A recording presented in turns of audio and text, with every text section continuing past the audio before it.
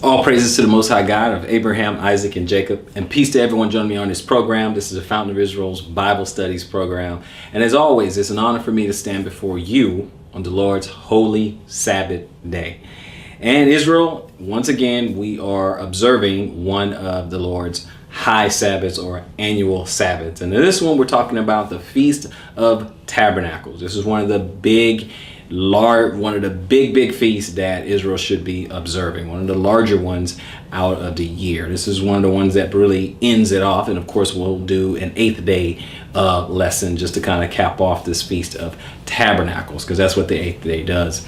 This Feast of Tabernacles is important because it is pretty much the culmination of what's going to happen in the end, and that is the ingathering, when we come together as a nation, or I should say as the Messiah will gather his people from the four winds, and we're going to come together as a nation, okay, and we're going to dwell together, which is why in a lot of lessons I always talk about that, we really need to be able to get along with each other and work with each other, and perhaps even live in community with each other and things like that, because in the end that's what it's going to be about. We'll be we'll have the nation state, Jerusalem, where, well, actually New Jerusalem, but we're going to be dwelling within those who are Israel, right? They're going to be dwelling in Jerusalem in a new kingdom and dwelling one to another. It's not going to be just one person, right? And it's not going to be just the people that you know. So we have to learn how to be with each other, because the ingathering is what it's all about, right? And of course, the Messiah, he's going to purge out the rebels anyway before all that really happens. But that's one of those things that we really got to get a handle on, right? So that's why a lot of the commandment, is about loving one another, loving your neighbor, and things like that, right? Loving the brethren. And understanding that we're going to dwell together. So you're not going to be the only one there in the kingdom.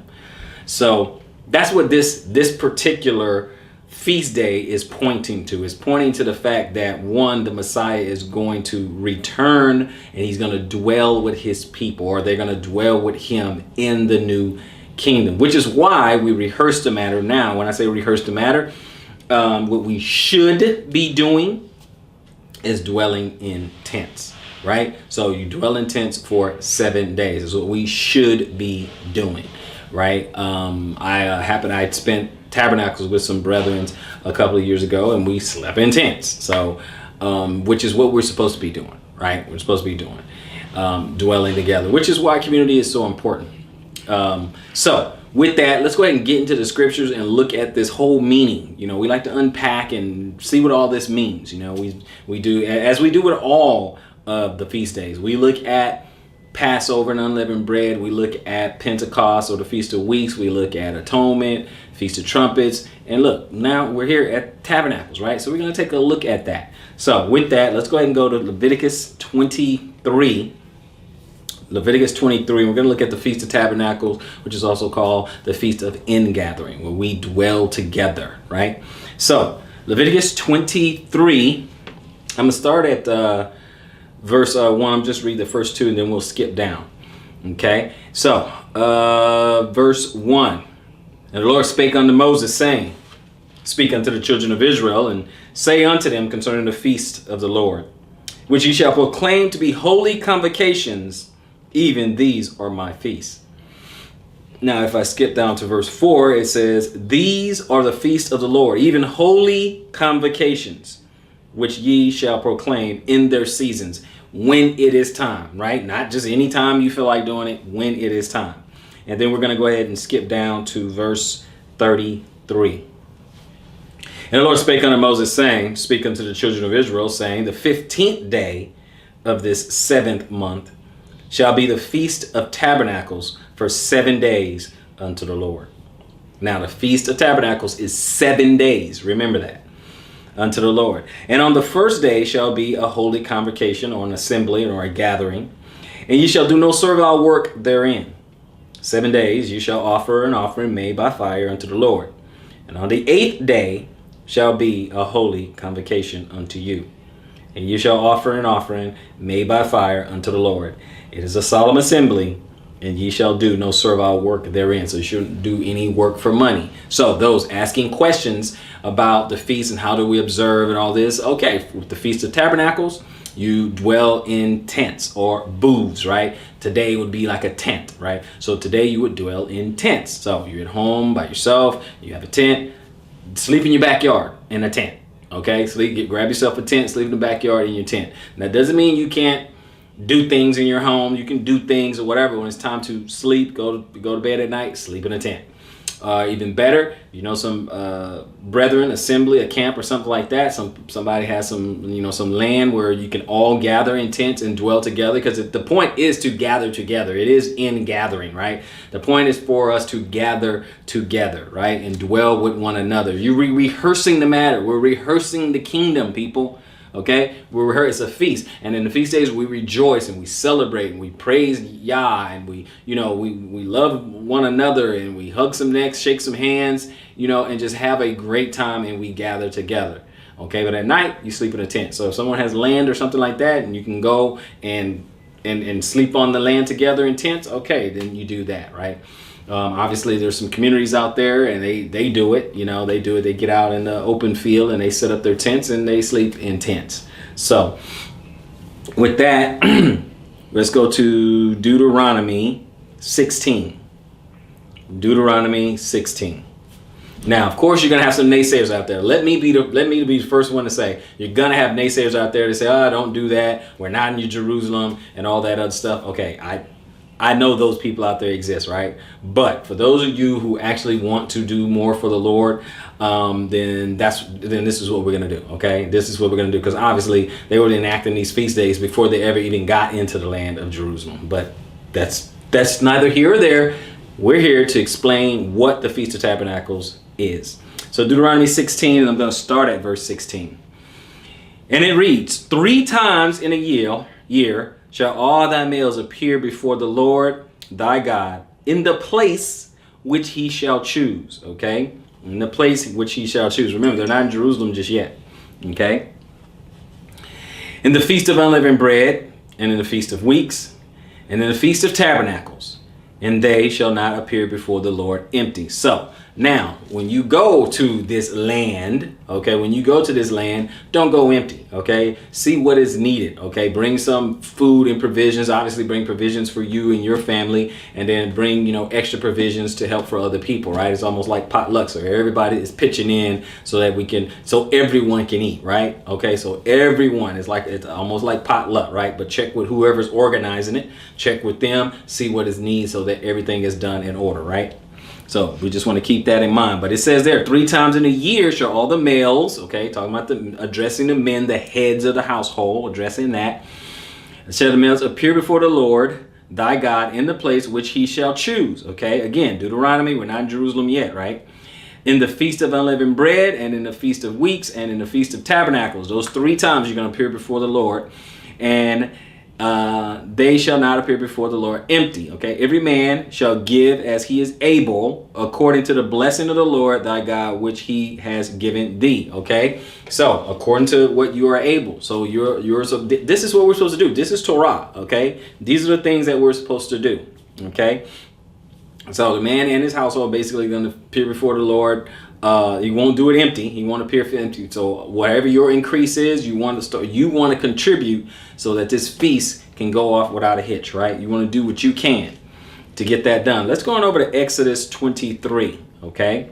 So we see it here, right here in Deuteronomy, where it says 3 times we got to do it. Now we're going to see it over in Exodus 23, right?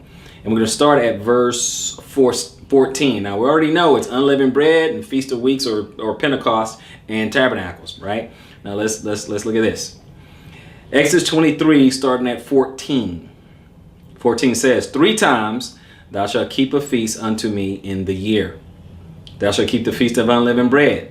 Thou shalt eat unleavened bread 7 days, as I command thee, in the time appointed of the month Abib. For in it thou camest out from Egypt, and none shall appear before me empty. Okay, so we read that earlier, okay? We read that in Deuteronomy. Don't appear before him empty, right? So you're not going to come here empty-handed. He has increased you a whole year. He's increased you somehow, some way, okay? Somewhat. Okay, 16. And the feast of the harvest, the first fruit of thy labors. Okay, talking about the feast of weeks, right? It takes a few weeks for the harvest to grow, so on and so forth. You get the idea. Okay, which modern day we call it Pentecost, right? Which thou hast sown in the field. Okay. And the feast of ingathering, which is the feast of tabernacles, right? So the same thing, which is in the end of the year when thou hast gathered in thy labors out of the field, when you have harvested everything out of your field. Okay, this is towards the end. This is the end of the year, the feast of ingather. So these 3 times you are supposed to gather in meat. Now, obviously, the feast of unleavened bread is in the spring. Okay, we know the feast of unleavened bread is in the spring, and then these last ones are in the fall, right? Or going or leading into winter, but or in the fall. So we got to keep that going, because we know, like in the same month in our modern day calendar, you know, September, right? September, we have 3 feasts in this month, right?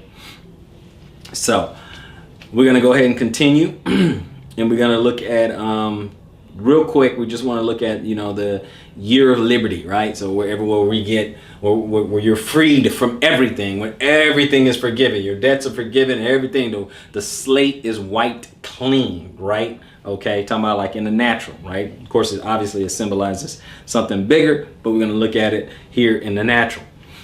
Okay, in Leviticus 25, and I'll pick it up at verse 1, right?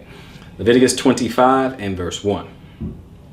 And the Lord spake unto Moses in Mount Sinai, saying, Speak unto the children of Israel, and say unto them, When ye come into the land which I give you, then shall the land keep a Sabbath unto the Lord.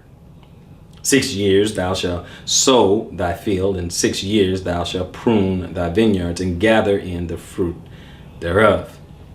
But in the 7th year shall be a Sabbath of rest unto the land, a land for the Lord, a Sabbath for the Lord. Thou shalt neither sow thy field nor prune thy vineyard. Okay, so when you go into the land that the Lord has given you, okay, or chosen for you, you will work that land. You'll do all your farming and everything that you normally do on a homestead. You'll do all those things for the land for 6 years. And in the 7th year, you let it rest, right? Give the land time to recoup and replenish and refresh. You let it rest. So that growing season, forget it. You let it go by. You don't do anything, right? Just following the instructions, right? So let's go to verse 8. Jump down to verse 8. Okay, so now here's the bigger one. Okay, this is the annual one, right? Verse 8, it says, And thou shalt number 7 Sabbaths of years unto thee. 7 times 7 years, okay? And the space of the 7 Sabbaths of years shall be unto thee 49 years, or 49 years, right? Then shalt thou cause the trumpet of the Jubilee to sound on the 10th day of the 7th month.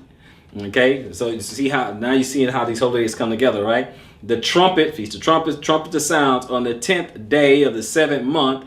In the day of atonement shall ye make the trumpet sound throughout all your land, right? So you're just putting atonement and trumpets and all that, right? Put all that together. Okay, but this is that year of release, right? That whole year of release.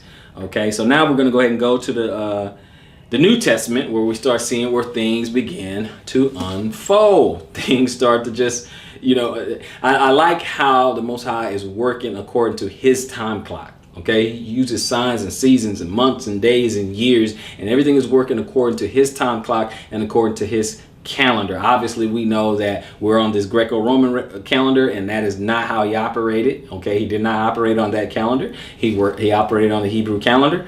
And right now what we do is we just kind of overlay and just adjust. That's how we come up and calculate, and that's how we come up with the days that we come up with, right? Working on, you know, the Hebrew calendar and just kind of overlaying it to what we have now so that you understand, right? So with that, we're going to go ahead and go to Matthew chapter 24, and let's look at a couple of things and how things are going to unfold, because we're going to have to go through a number of things, right, before we even get to Tabernacles. Okay, so if we're looking at this calendar, if we're looking at the Most High's calendar, we got to go through a number of things before any of these other things are even going to occur. right? Before we even see tabernacles. Tabernacles, that's rest right there. That's at the end. That's rest. We get to dwell together. That's symbolizing the millennial reign, right? Where peace is gonna break out, and it's gonna be just great, right? That really symbolizes that, if you really want to just get right down to brass tacks, right? So that tabernacle where we're just dwelling 1,000 years and everything's fine and people have their life expectancy extends, okay, go right back to the antediluvians, way back, with living hundreds of years. It says a man will be 100 and be considered like a baby. So he's going to go back to Noah and Methuselah and Adam and years like that, right? Living long time, okay. So that's really what tabernacles really symbolizes. It's really that millennial reign that we're waiting for, right? So let's go on over to Matthew 24, Israel. And I'm going to start at 29, okay? So when this is going to begin, right? It begins to unfold right here in Matthew 24. And 29 says, immediately after the tribulation of those days shall the sun be darkened, and the moon shall not give her light, and the stars shall fall from heaven, and the powers of the heavens shall be shaken. And then shall appear the sign of the Son of Man in heaven, and then shall all the tribes of the earth mourn, and they shall see the Son of Man coming in the clouds of heaven with power and great glory.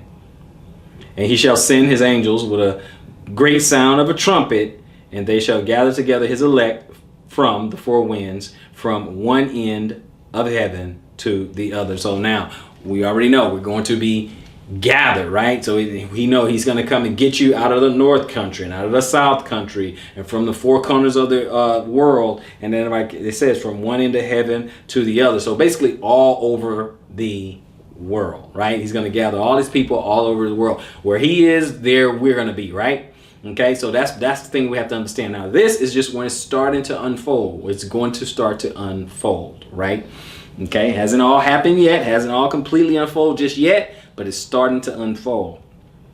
So let's get with this gathering, right? Isaiah talked about it. He talked about this gathering that's going to take place. So if you're going over to Isaiah 24, we're going to go ahead and get an understanding there. Isaiah 27. Excuse me, Isaiah 27. And I'm going to start at verse 12. So 27 and 12, and it says this. And it shall come to pass in that day that the Lord shall beat off from the channel of the river unto the stream of Egypt. And ye shall be gathered one by one, O ye children of Israel. And it shall come to pass in that day that the great trumpet shall be blown, and they shall come which were ready to perish in the land of Syria, and the outcasts in the land of Egypt, and shall worship the Lord in the holy mount of Jerusalem. Okay, so some of the same descendants that went into Egypt, okay, are the same descendants that went into Egypt into ships, and we know what the new Egypt into ships is. Okay, and just came. Well, the bulk of us, well, a lot of them went to North America. You look on back of our dollar and it has a pyramid, and what does pyramids have to do with America and all that? But what does pyramids have to do with Egypt? Okay, so obviously, then of course we have Israelites that gone to Central and South America and Australia, okay, went everywhere and fled into Africa too. We understand that. That's where they came and picked up the children of the diaspora, right?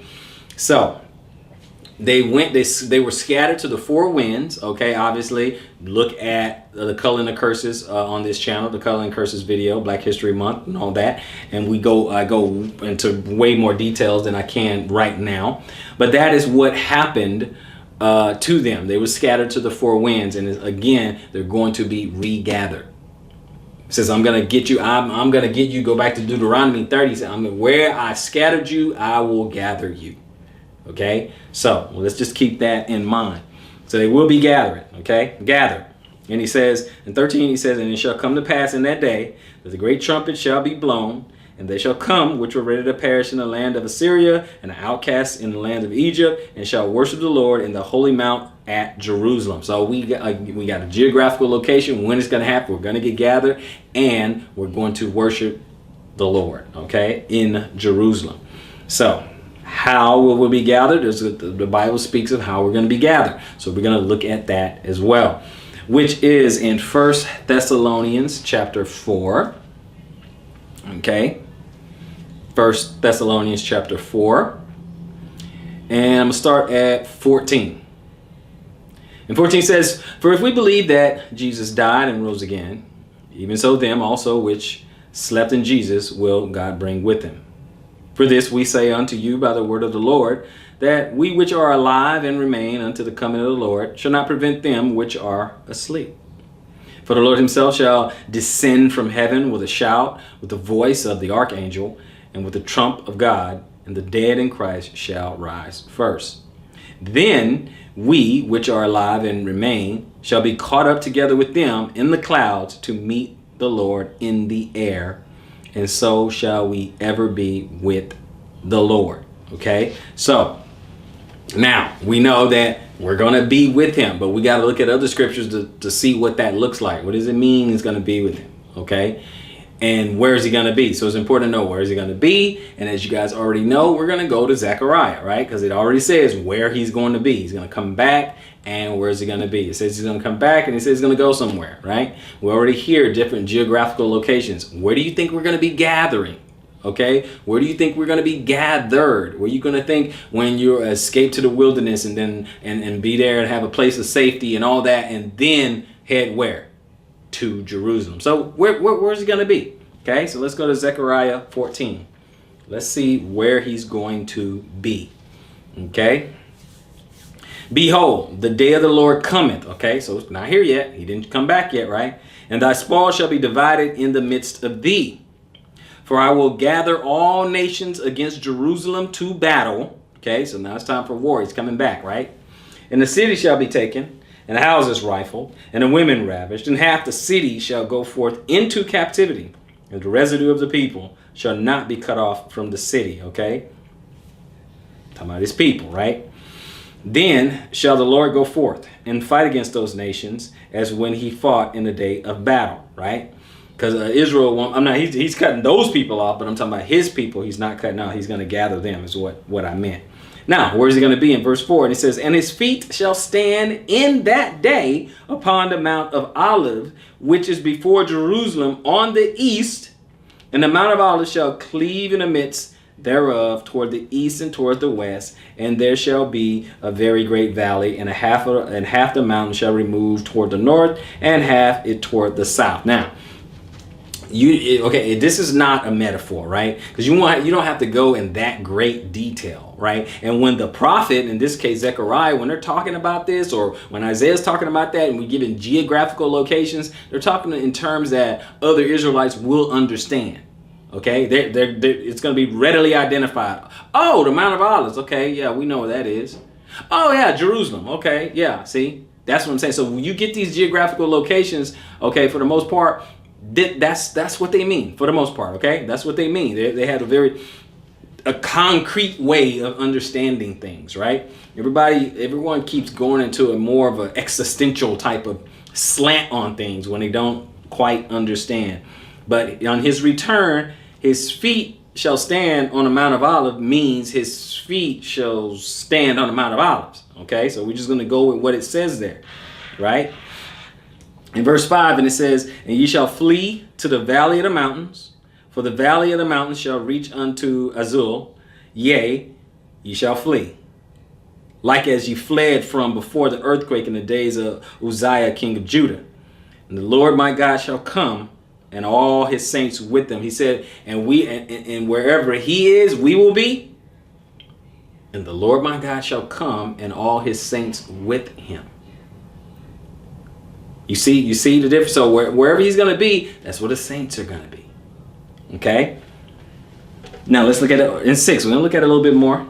"And it shall come to pass in that day that the light shall not be clear nor dark, but it shall be one day which shall be known to the Lord, not day nor night. But it shall come to pass that at evening time it shall be light. And it shall be in that day that living waters shall go out from Jerusalem." Again, geographical location. "Half of them toward the former sea, and half of them toward the hinder sea. In summer and in winter shall it be. And the Lord shall be king over all the earth. In that day shall there be one Lord, and his name one." So giving us a geographical location and telling us exactly what he's going to do.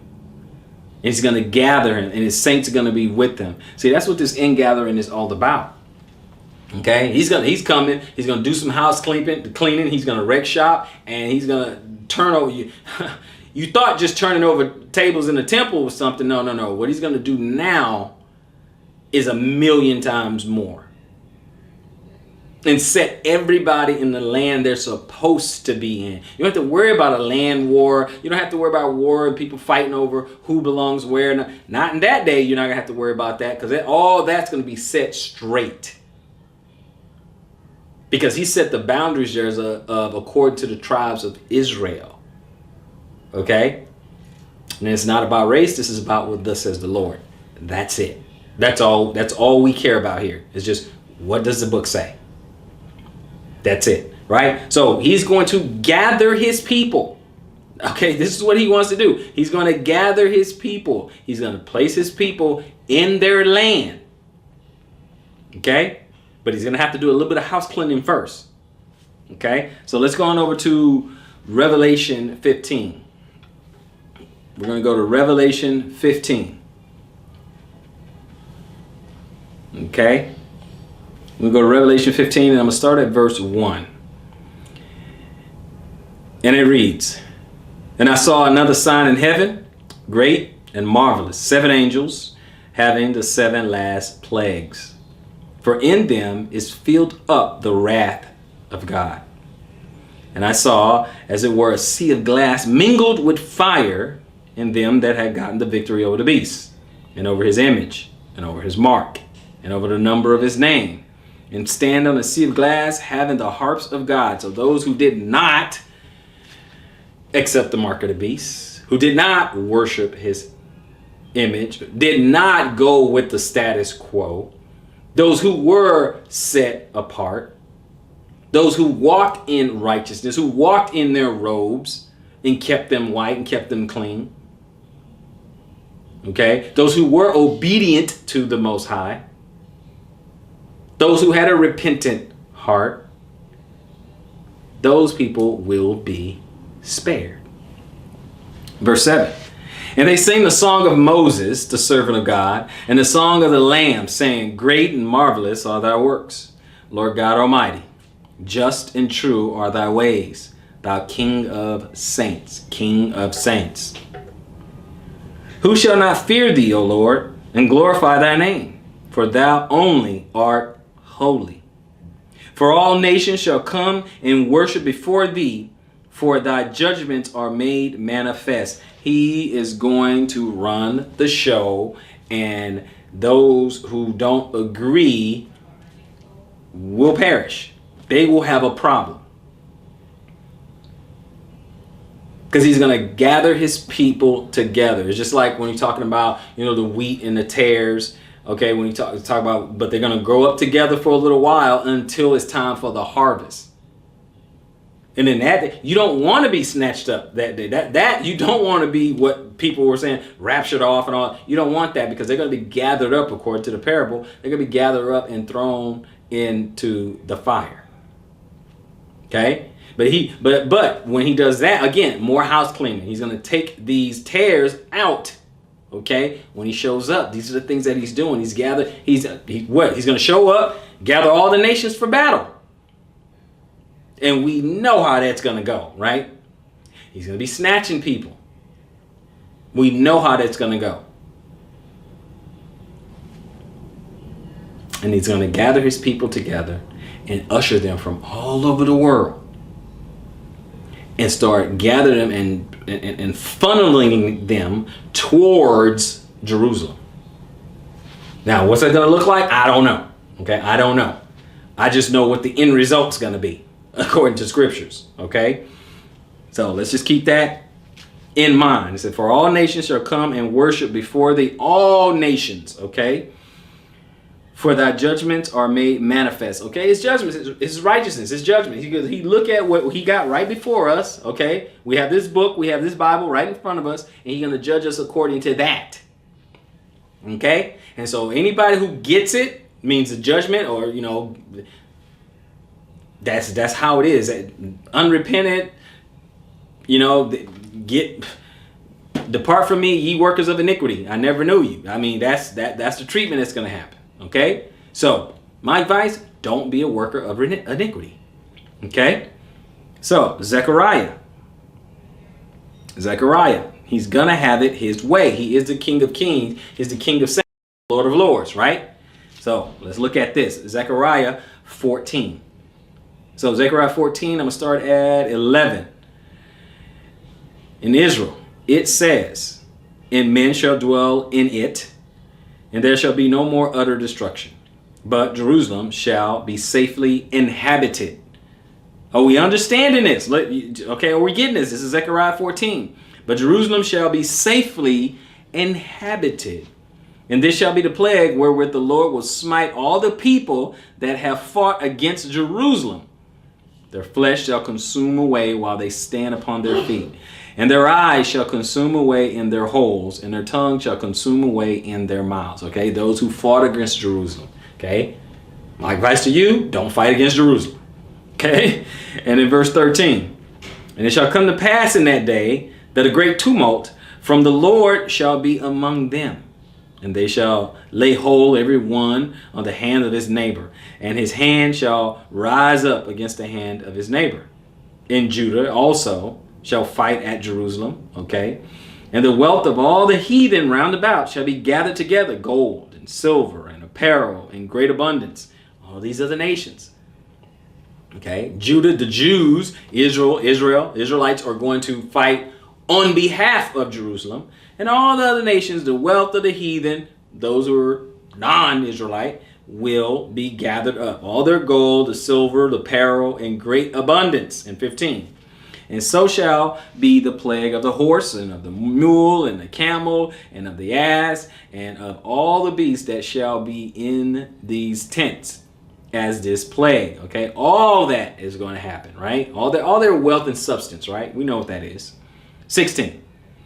And it shall come to pass that every one that is left of all the nations which came against Jerusalem shall even go up from year to year to worship the King, the Lord of hosts, and to keep the feast of what?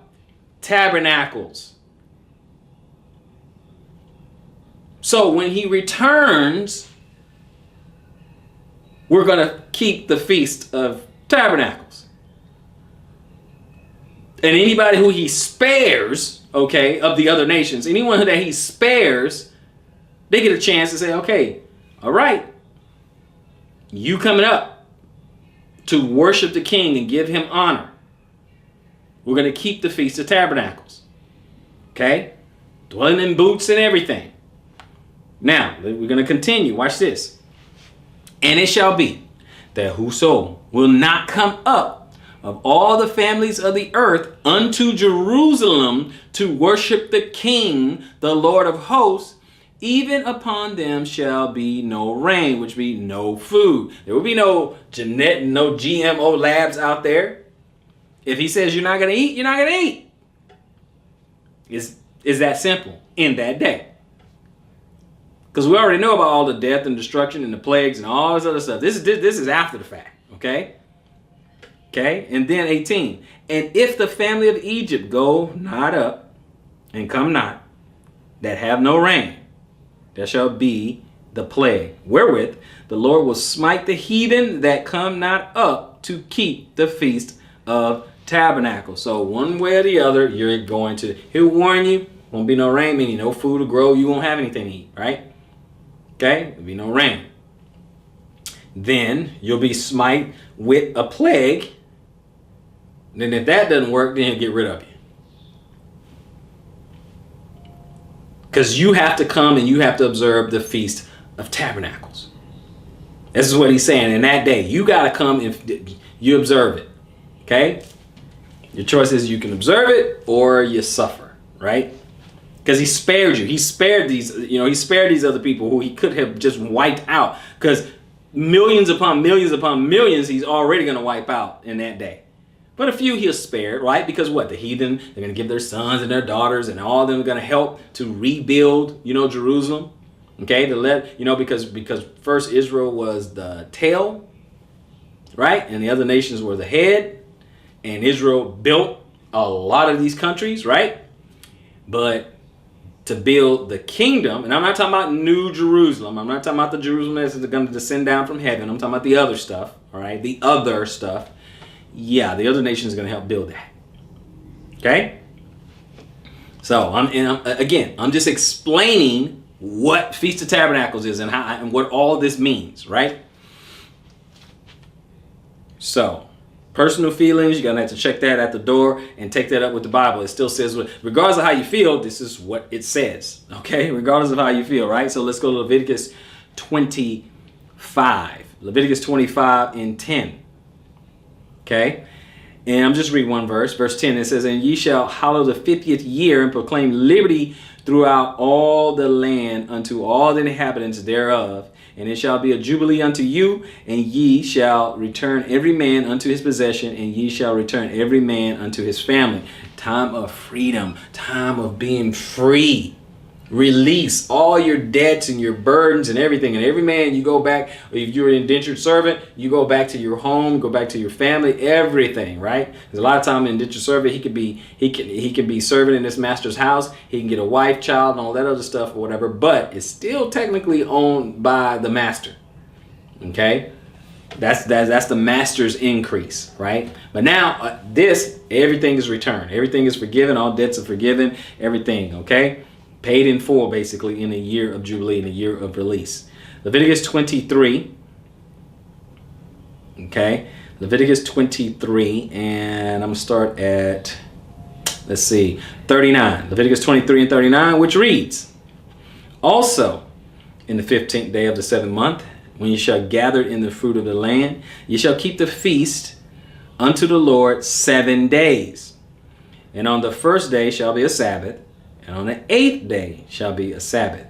And ye shall take you in the first day the boughs of goodly trees, branches, and palm trees, and the boughs of thick trees, and willows of the brook, and ye shall rejoice before the Lord for 7 days. Okay, you're going to rejoice for the Lord for 7 days, but the 8th day will be a Sabbath, so that's more of a solemn assembly, right? Because the 8th day caps off Tabernacles. And he was just saying the materials that they should use to build these tents, right? Goodly trees, branches of palm trees, boughs of thick trees, willows of the brook, and you rejoice, party, have a good time, laugh, rejoice, sing songs, okay? Celebrate, make a joyful noise, okay? A lot of times with Israel, we get a little bit too serious.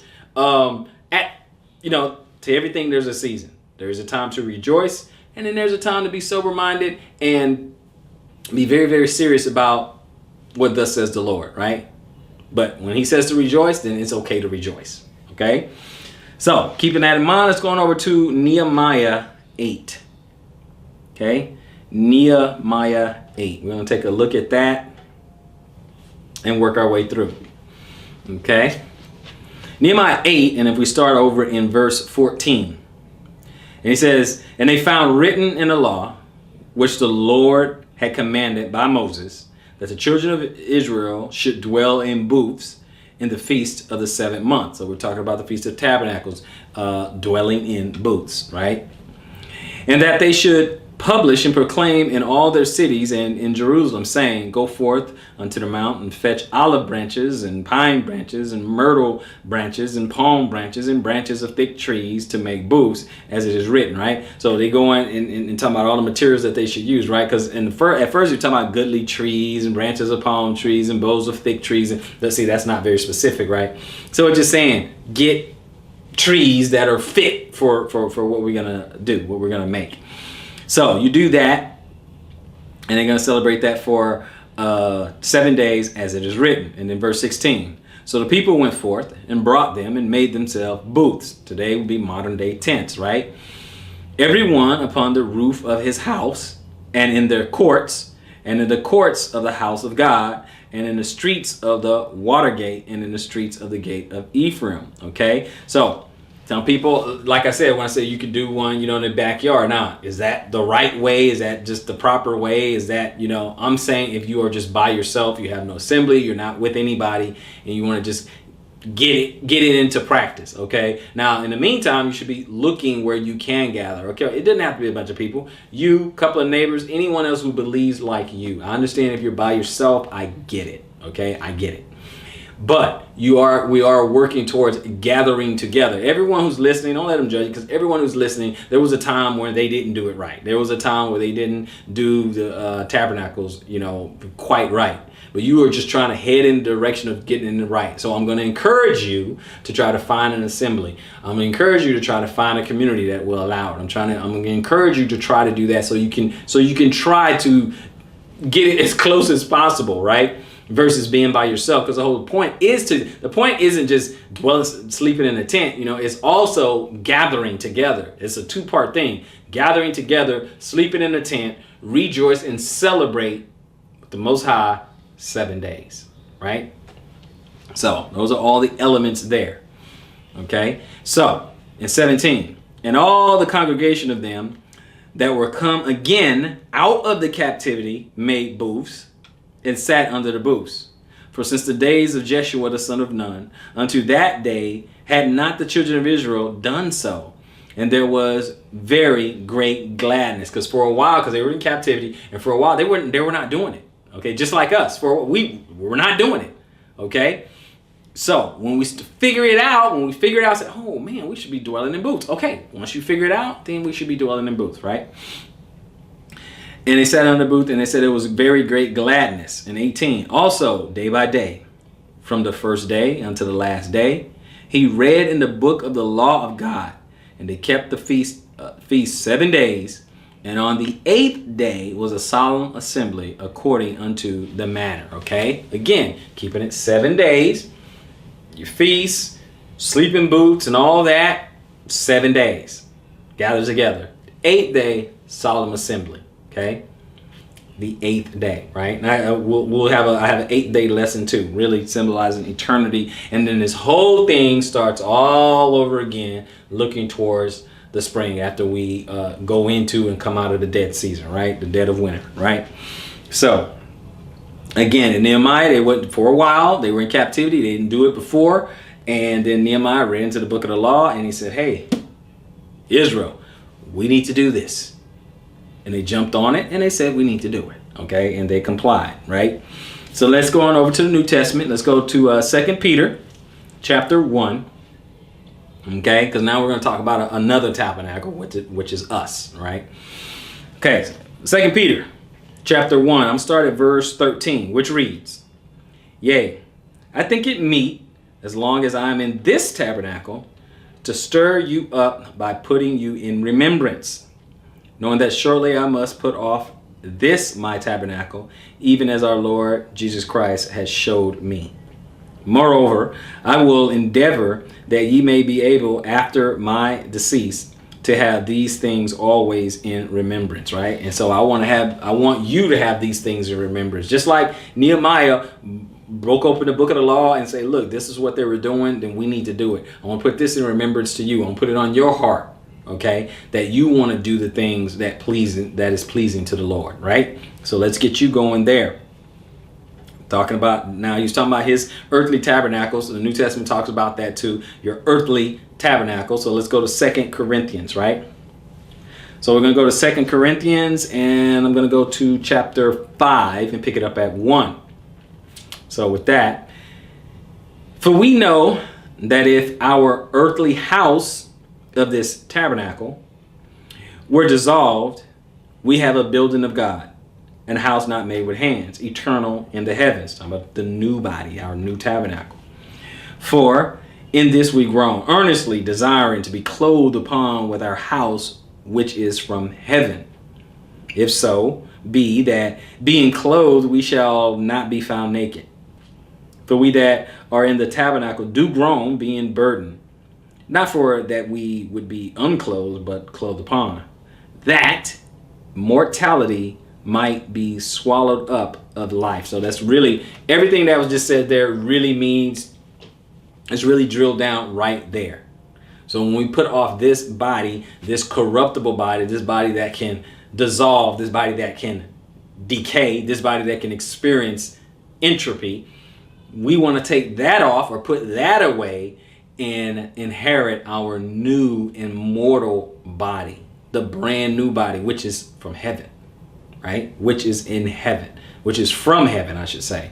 Okay, so when we are awakened, I should say, when we are awakened, then we will inherit a new, whole, spiritual body. Now, when I say spiritual, you can feel it. Okay, he told Thomas, because the Messiah, he had a new body, and he told Thomas, touch me, right? Because they don't want to, is this like a ghost or something? No, you can touch me, it's real, right? But that body, remember, it's not going to die anymore. Okay, unlike when Lazarus was resurrected, that wasn't a glorified body. That was the same carnal body or fleshly body, or terrestrial body, just to show them that there's a resurrection, and that it glorifies God, that He has the power to do that, to raise the dead, right? But again, Lazarus got old, died again, right? Died again. All right, so that was not the new tabernacle. But this, we're talking about a brand new tabernacle for us to dwell in, right? A brand new tabernacle, right? So let's look at this over in 1 Corinthians 15. So let's go ahead and look at it. Being resurrected, because he's talking about putting off this old body, taking off this corruption, and putting on incorruption, taking off mortality, and putting on immortality, and so forth and so forth, right? So we have a personal tabernacle as well. So that's why we rehearse them. That's why we do these things, right? So that we can get a understanding, right? Because it's a matter of, when you actually do it, you understand it and you know it, right? When you do it, you understand and you know. You have a deeper spiritual experience when you know it, okay?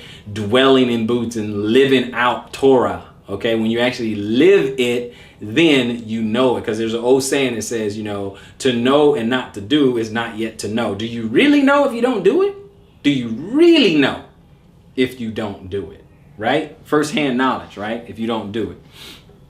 So 1 Corinthians 15, I'm going to start at 35, which reads, "But some men will say, how are the dead raised up, and with what body do they come?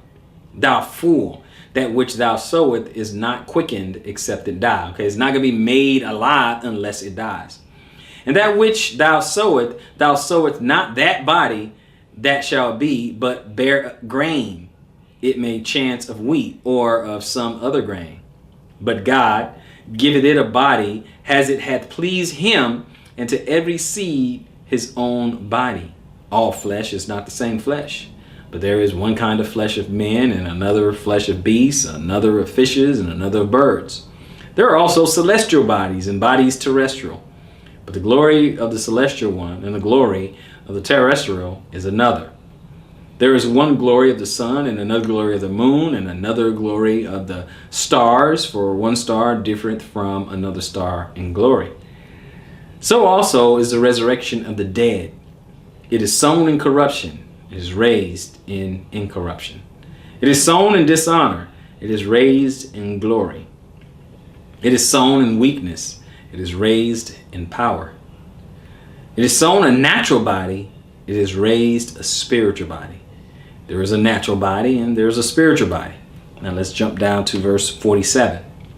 The first man is of the earth, earthy. The second man is the Lord from heaven. As is the earthy, such are they also that are earthy. And as is the heavenly, such are they also that are heavenly. And as we have borne the image of the earthly, we shall also bear the image of the heavenly. Drop down to verse 51. Behold, I show you a mystery, and we shall not all sleep, but we shall all be changed. In a moment, and in twinkling of the eye, at the last trump, for the trump shall sound, and the dead shall be raised incorruptible, and we shall be changed. And this corruptible must put on incorruption, and this mortal must put on immortality. So when this corruptible shall have put on immortality or incorruption, and this mortal shall have put on immortality, then shall be brought to pass the saying that is written, Death is swallowed up in victory. So he's telling you exactly how this tabernacle is going to change. And he likened it to being like a seed, right? So this body will be sown in death and then raised in glory. It's going to sprout out a new body, one that is incorruptible, right? So let's go ahead and talk about how they dwell in booths real quick. Leviticus 23. Read a couple of spots in here. Leviticus 23. And we're going to read in 41. Leviticus 23 and 41. It says, and ye shall keep it a feast unto the Lord 7 days in the year. And it shall be a statute forever in your generations, and ye shall celebrate it in the 7th month. And ye shall dwell in booths 7 days. All that are Israelites born shall dwell in booths, that your generation may know that I made the children of Israel to dwell in booths, when I brought them out of the land of Egypt. I am the Lord your God. Okay, now this is Leviticus, right? They're not even in Israel yet. Okay, now let's go to verse 3. We're going to drop back and go to verse 3. And it says, 6 days shall work be done, but the 7th day is a Sabbath of rest and holy convocation, and ye shall do no work therein. It is a Sabbath of the Lord in all your dwellings. Okay, so now we got understanding that, okay, for 7 days, we're going to feast. We're going to dwell in booths. We're going to, rejoice and have a good time. Okay. Now, some might say, well, Teacher Rob, Pastor Rob, Brother Robert, whichever, well, how do we do it? Okay. So now, we dwell in booths. Then what else are we supposed to do? So just sleep in tents. That's it? No, not exactly. Okay. So to keep the feast, we need to go on over to Deuteronomy 14. And I'll show you exactly how we're supposed to keep the feast. Okay. Deuteronomy 14. And then let's look at this.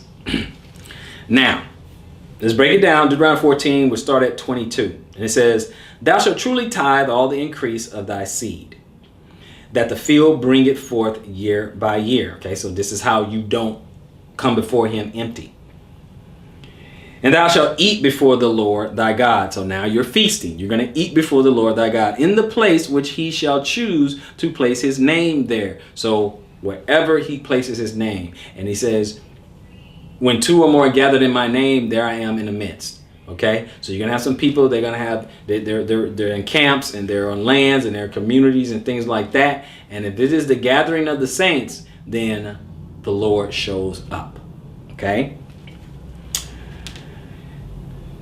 And he says over here, I'm still back in 23. You're gonna eat before the Lord. And he said, in the place which he shall choose to place his name there, the tithe of thy corn, and of thy wine, and of thy oil, and the firstlings of thy herds and of thy flocks, that thou mayest learn to fear the Lord. Excuse me. Always. Okay. So look at what's being brought forth, right? Which is being tithed, right? Which are you giving for the feast, right? Food, corn, wine, oil, firstlings of the herds and of the flocks, that you may learn to fear the Lord thy God always. All these things that you're going to donate and give to the community at large, so we can have this feast, right? And we're not done. And he says, and if the way be too long for thee, so that thou art not able to carry it, or if the place be too far for thee, okay? Because remember, look what he's saying: the corn and oil and wine and flocks, right? And all that stuff. If it be too far from thee, which the Lord thy God shall choose to set his name there, when the Lord thy God has blessed thee, then, in 25, he says, then shalt thou turn it into money, and bind up the money in thy hand, and shall go unto the place which the Lord thy God shall choose. And then he says, this is what you're going to do with it. And thou shalt bestow that money for whatsoever thy soul lusted after. And then he gives you an example. For oxen, so some people like what? Oxtails, right? So for oxen, or for sheep, or for wine, or for strong drink, okay? So you can do both of those things, wine, strong drink, or for whatsoever thy soul desire. And thou shalt eat there before the Lord thy God, and thou shalt rejoice thou and thine household. So he's telling everybody, have a good time. You eat, you gather together, rejoice. Okay, this is a big party, right? You feast, you eat, you have a good time, you dwell with the brothers, and you go from there. Okay, so that right there should let you know. Okay, it's not just the Lord is wrathful and vengeful and just don't want you to have any kind of joy. I mean, it's in Torah where he's telling you to rejoice, have a good time, party. Okay. Have some wine, have some strong drink. I mean, don't go too far, but have some wine, have some strong drink. Pace yourself. Have a good time. And then you're doing it for 7 days. Okay? You're doing it for 7 days. So, I submit to you that these holy days, they're way better than these holidays. Trust me. Okay? At least there's some meaning behind this. At least it means something. So brothers and sisters, go out. This tabernacle, this thing is, you're serving a God that wants to dwell with you, that wants to be with you. When we go in Revelation, we go all the way to the back, to the last chapter 21, 22, and all the way in the back. And what he's saying, and I see the new earth, the new heaven, new Jerusalem descending down out of heaven. And all of us gonna dwell in this. And there'll be no sun and no moon because the Father and the Son will be with them. They'll be the light thereof. All right, paraphrasing a little bit, but you guys get the point. Dwelling together. Then he describes what Jerusalem, all that, what it's gonna be like, and all those things. Dwelling inside. Going into the 12 gates. He desires to be with you. He desires to dwell with you. He desires to collect his bride. He's gone to prepare a place right now. That new Jerusalem that's going to descend down, yeah, he's preparing that right now. So what are you going to do? So when the Messiah comes, when he shows up, like he says, when the master returns, whom shall he find doing? Who is at least trying? Who is striving for this in gathering? Let me ask you, do you want to be gathered, right? When he shows up, you want to be gathered? You're going to be waiting? Are we waiting like the 7 wise virgins? The 10. The 5 wise virgins or the 5 foolish version? How are we waiting? What are we doing? So one thing that we can do is pay attention to his plan of salvation. Pay attention to his plan. Pay attention to how everything's going to begin to unfold. Things that he plans on doing. Because Israel was a tribal people. They dwelled together. Yes, there were some problems, of course, part of the curses. But in the end, when the rebels purged out and he set up his kingdom, there's going to be structure, there's going to be order. We already read where it says, hey, those who don't come up and worship the king at the Feast of Tabernacles, not going to make it. It's not going to end well for them. And we know he's King of kings, therefore there will be kings. So you will see kings. You'll see David, you'll see Solomon, you'll see all those. You'll see that. Okay? Is it Lord of Lords? They're going to be lords. There's going to be priests. Okay? There may be captains and all that. And all that. He said to the disciples, you're going to sit in 12 thrones. Okay? And then didn't Paul say even we will judge the angels? So there's going to be an elevation. There's going to be a protocol. There's going to be the Father right there. There's going to be the Messiah, the King of Kings, the Lord of Lords. And his disciples and his kings and it's going to be return of the Levitical priesthood will be back. All that's coming back. And all these people will be directing those who don't quite know it, don't know as much, and going to direct them and say, okay, look, you need to come over here year by year. Well, I need to see you at Tabernacles. I need to see you at Unleavened Bread. I need to see you at Pentecost or the Feast of Weeks. You need to be there. Right? You guys remember the parable when he says, okay, the story of the talents, right? Okay, go and you be master over 10 cities and you be master over 5 cities. Okay, that kind of thing. So there's people out here trying to do the work. They're trying to get it done. And they will get positions of leadership in the kingdom.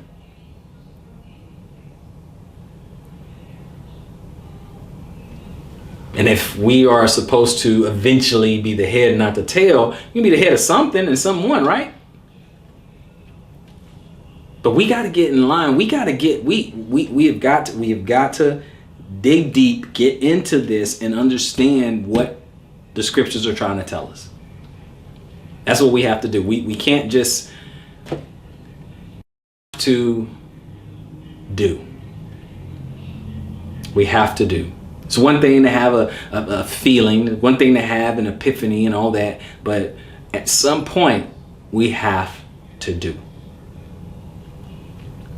We have to rehearse the matter. This is us signing up saying, to the Most High, look, we want to be on your program. We want to be on your page. We want to do what you want us to do. So with that, I hope somebody has been edified.